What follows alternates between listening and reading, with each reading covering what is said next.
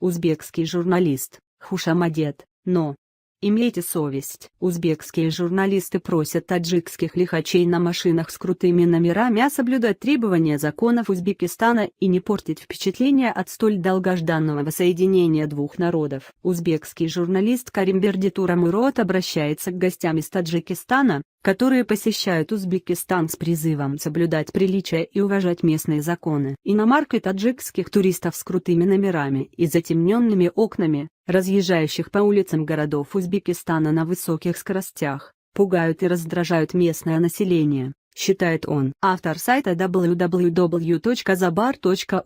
положительно отмечая, что открытие границ между двумя странами позволило многим жителям обеих республик проведать родных и путешествовать, указывает и на некоторые проблемы. В дни Навруза в Самарканде было больше машин с таджикскими номерами, чем с местными. Многих раздражили иномарки с крутыми номерами, например, с 4 четверками и 7, которые нарушали ПДД республики, отмечает журналист. По их сведениям, таджикские водители превышают скорость, не останавливаются на красный цвет светофоров. Уважаемые родственники, езда на высоких скоростях в нарушении правил дорожного движения опасна не только для жизни наших граждан, и для вас самих. Кроме того, тонировка в Узбекистане запрещена, и это может вызвать раздражение у ваших узбекских коллег, и завтра они могут потребовать то же самое. Касательно ваших дорогих иномарок, таких машин и в Узбекистане много. Но мы, патриоты, предпочитаем ездить на своих автомобилях. Если хвалитесь необычными номерами, то такие существуют и у нас,